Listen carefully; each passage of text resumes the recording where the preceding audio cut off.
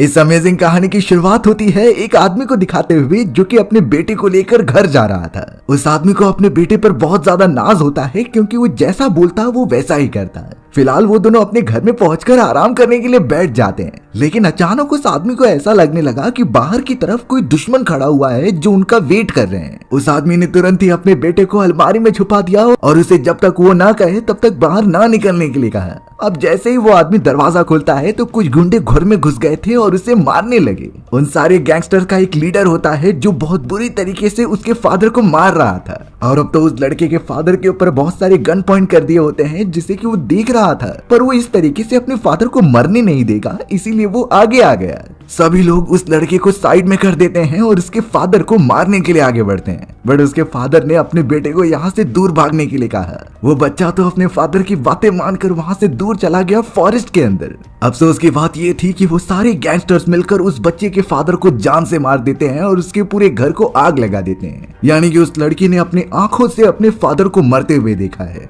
वो उस समय बहुत छोटा था इसीलिए कुछ नहीं कर पाया और वहां से तुरंत ही निकल गया। अब हमें यहाँ पर कई सालों बाद का समय दिखाया जाता है जहाँ पर एक अंडरग्राउंड फाइट हो रही थी। ये फाइट कोई नॉर्मल अंडरग्राउंड फाइट नहीं होती, बल्कि ये फाइट तब जाकर खत्म होती थी जब दोनों अपोनेंट्स में से एक की जान चली जाए। दोनों फाइटर्स में से एक जवान लड़का होता है जो बहुत अच्छी तरीके से फाइट कर रहा था। ऐसा लगता है कि उसने फाइटिंग की ट्रेनिंग ली है और उसके हर एक मूव्स बहुत अच्छी तरीके से बैठ रहे थे। उसने अपने अपोनेंट को बहुत बुरी तरीके से मारा और आखिर में अधमरा करके छोड़ दिया, यानी कि वो मैच जीत जाता है और उसे कुछ पैसे भी मिले। उस लड़के का नाम स्नेक था जो कि अब अपने घर जाने की तैयारी कर रहा होता है, पर थोड़ी देर में उसके पास कैंटा नाम का एक बिजनेसमैन आता है। कैंटा ने स्नेक की परफॉर्मेंस देखी और उससे वो काफी इंप्रेस हो चुका था, इसीलिए अब कैंटा स्नेक को अपनी टीम में शामिल करने के लिए बोल रहा होता है, लेकिन स्नेक किसी के लिए काम नहीं करना चाहता। जैसे ही स्नेक जाने लगा तभी कैंटा उसे एक न्यूज़पेपर का टुकड़ा दिखाता है और उसके साथ साथ कहने लगा कि तुम जो चाहते हो वो मैं तुम्हारे लिए करके दूंगा। अच्छे से देखने के बाद स्नेक पूरी तरीके से चौंक गया और अब वो कैंटा के साथ मिलकर काम करने के लिए रेडी हो जाता है। सच्चाई वाली बात ये थी कि कई साल पहले जब उस बच्चे के फादर को मार दिया गया था तो वो बच्चा कोई और नहीं बल्कि स्नेक होता है, और तब से वो अपने फादर के कातिलों को ढूंढ रहा था। स्नेक को इस बात का आइडिया था कि कैंटा के पास काफी कनेक्शन हो सकते हैं और उसके साथ काम करने पर वो उन सारे गैंगस्टर्स को ढूंढ निकालेगा और अपने फादर की मौत का बदला लेगा। अब कैंटा यहाँ पर स्नेक को अपने अड्डे पर लेकर आता है जहाँ पर उसने एक आदमी को पकड़ कर रखा था जिसका नाम टॉम होता है। शॉकिंग बात ये थी कि टॉम कैंटा का कजन होता है और उसका बिजनेस पार्टनर भी था, लेकिन कैंटा को लग रहा होता है कि टॉम उसे धोखा दे रहा है, इसीलिए अब उसे तुरंत ही मरना होगा।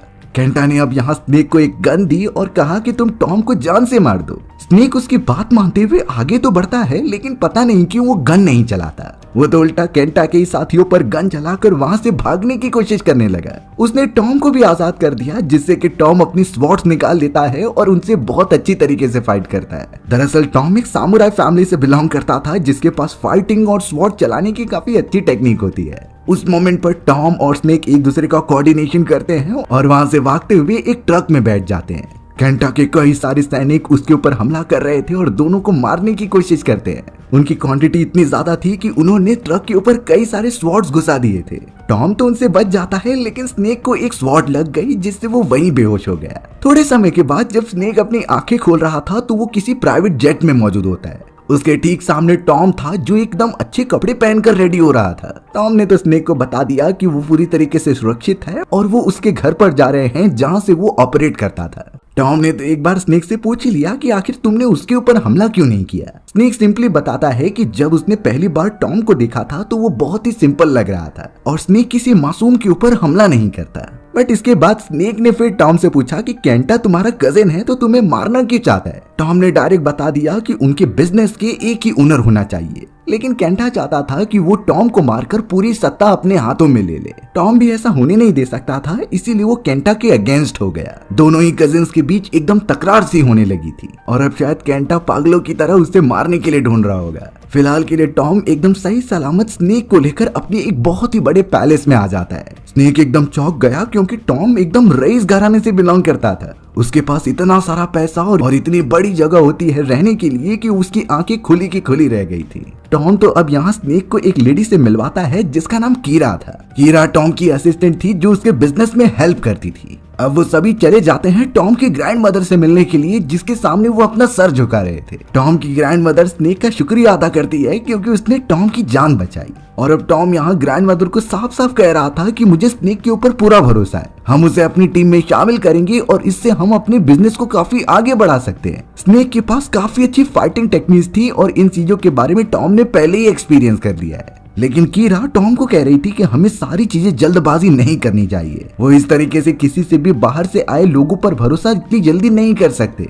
पर टॉम अपना मन बना चुका था। टॉम की बातें सुनकर उसकी ग्रैंड मदर भी रेडी हो जाती है, लेकिन इसके लिए स्नेक को प्रूफ करना होगा कि वो उसके खानदान में शामिल होने के लायक है कि नहीं। इसके लिए उसे 3 इंपॉर्टेंट स्टेजेस का सामना करना होगा। अगले दिन एक मास्टर जिनका नाम हार्ट था वो सीधा स्नेक के सामने आते हैं। उनके हाथों में 2 बाउल मौजूद थे जिनमें पानी था। वो दोनों एक एक बाउल लेंगे और एक दूसरे से फाइट करेंगे। उन्हें किसी भी हालत में अपने अपोनेंट से वो पानी का बाउल लेना है बिना पानी को गिराए हुए। अगर स्नेक इन सारे स्टेजेस को पार कर लेगा तो ही मास्टर हार्ट उसे ट्रेनिंग देंगे। स्नेक तो अब सारे बताए गए इंस्ट्रक्शंस को फॉलो करते हुए उस पानी के बाउल को लेने लगा। बट मास्टर हार्ट बहुत ज्यादा ताकतवर और फास्ट थे। स्नेक तो उन्हें अच्छी तरीके से पकड़ भी नहीं पा रहा था। कई बार ट्राई करने के बावजूद भी स्नेक इसमें नाकामयाब हो जाता है। मास्टर हार्ट तो स्नेक के सामने ही कहने लगे कि तुम हमारे खानदान के लायक ही नहीं हो। इस बात से स्नेक थोड़ा सा चौंक गया और वो एकदम ध्यान लगाने लगा। उसने तो अब मास्टर हार्ट से फाइट किए बिना ही उनसे रिक्वेस्ट करता है कि वो बाउल मुझे दे दो। यानी कि ये पूरा मामला फाइटिंग का था ही नहीं, बल्कि बातचीत से ये स्टेज क्लियर किया जा सकता था। अंत में स्नेक इसको समझ जाता है और बड़े आसानी से मास्टर से वो बाउल मांग लेता है।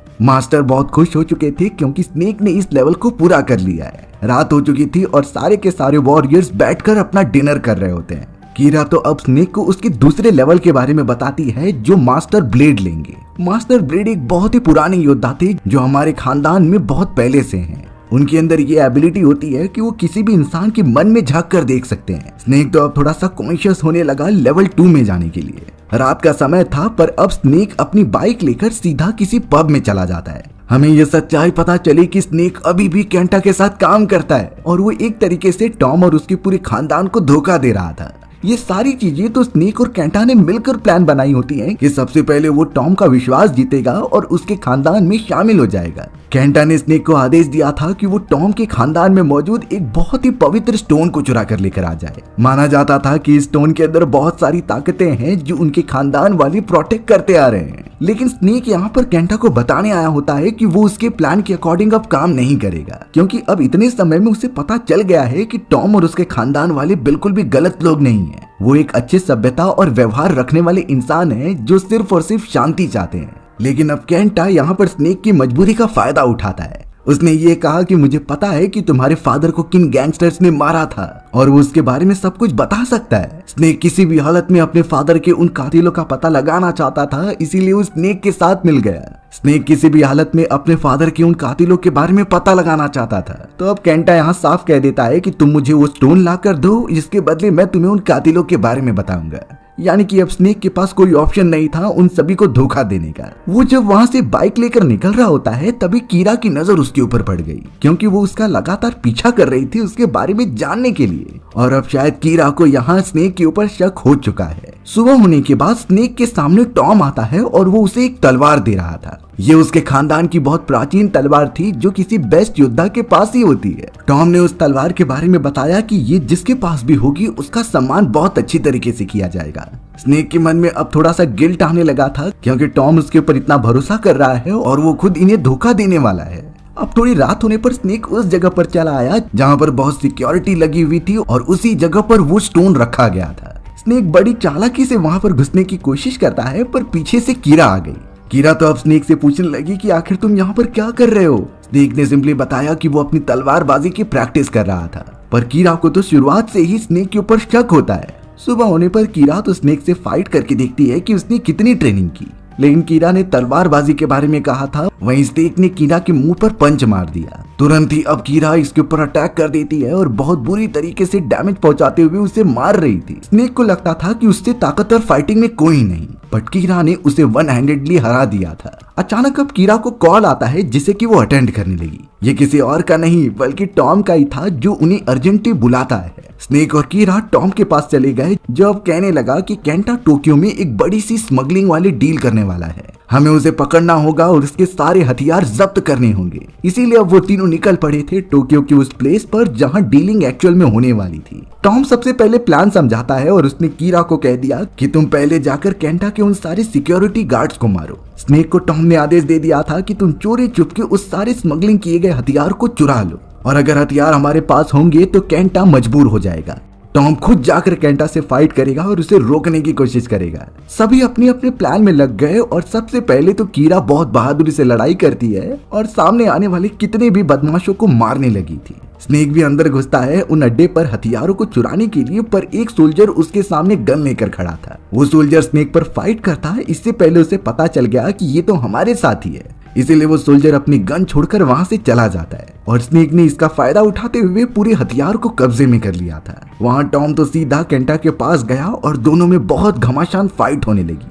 थोड़े समय तक केंटा डोमिनेट कर रहा था, लेकिन टॉम ने उसे बीट करते हुए वहां से भागना ही सही समझा। वो सभी वहां से निकल तो जाते हैं, लेकिन उनके हाथों कई सारे स्मगलिंग वाले वेपन्स लग गए थे और एक साथ कोऑर्डिनेट करके काम करने पर टॉम बहुत ज्यादा खुश हो रहा था। अब अचानक टॉम को एक अंडरकवर एजेंट ऑरा के बारे में पता चलता है, जो कि टेररिस्ट ऑर्गेनाइजेशन को पूरी तरीके से खत्म करना चाहती थी। टॉम ने ऑरा को अपने पास बुला लिया होता है, लेकिन वो कुछ दुश्मनों से लड़ाई करने में बिजी थी। ये एक गैंग होती है जो इलीगल काम कराया करती।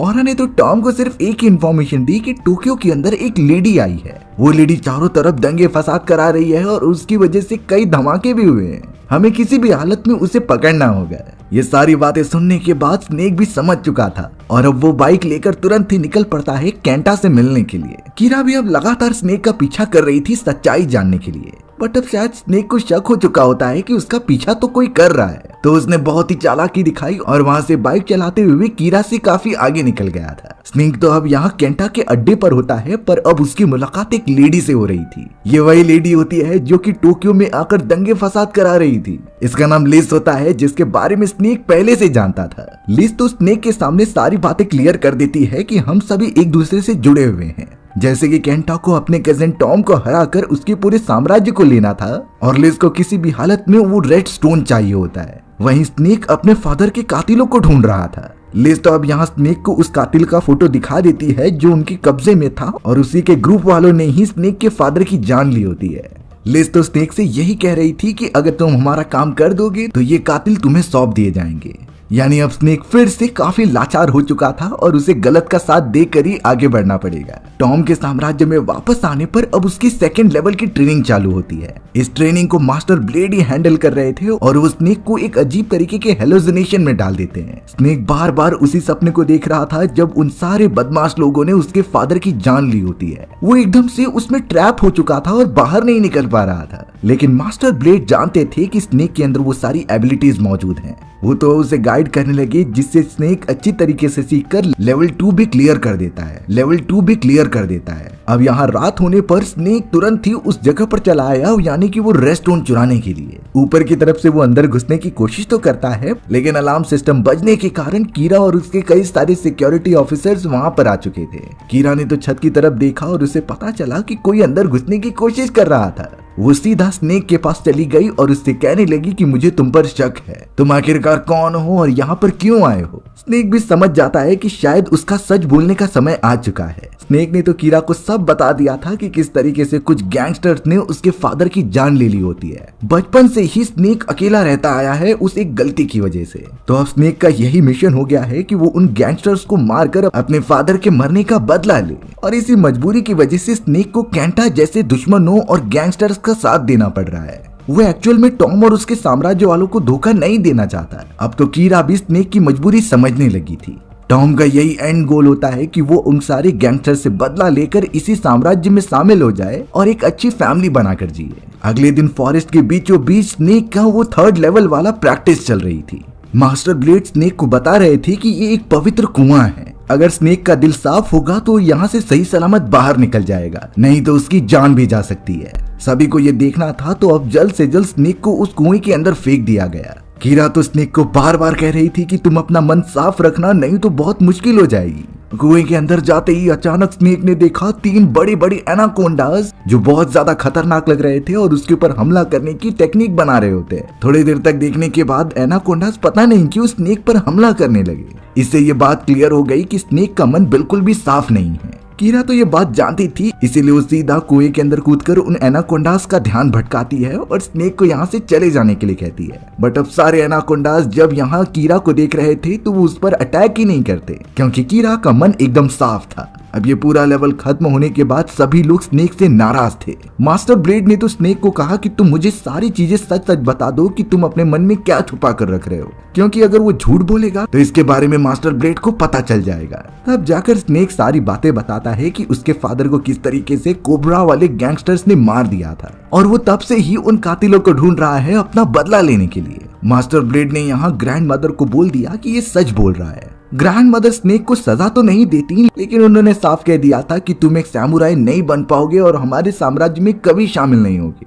इस बात से स्नेक को बुरा लगता है और वो सीधा टॉम से माफी मांगने चला गया। टॉम भी एक तरीके से गुस्सा ही था, क्योंकि वो उसे बहुत अच्छा दोस्त मानता था और उसने इस तरीके का धोखा दिया। अगर स्नेक उसे पहले बता देता तो वो उसकी कुछ मदद कर सकता था, लेकिन स्नेक ने टॉम से प्रॉमिस किया कि वो इसके बाद कोई भी चीजें उससे नहीं छुपाएगा। ये उसकी एक गलती थी और आखिरी भी होगी। टॉम और स्नेक तो एक दूसरे से हाथ मिला लेते हैं। रात का समय चल रहा था, पर अचानक एकदम अलार्म सिस्टम बजने लगे थे। ये किसी और ने नहीं बल्कि स्नेक ने ही किया था उस रेड स्टोन को लेने के लिए। उसने जानबूझकर सारे सिक्योरिटीज को दूसरी तरफ डाइवर्ट कर दिया, जिससे कि वो रेड स्टोन चुरा सके।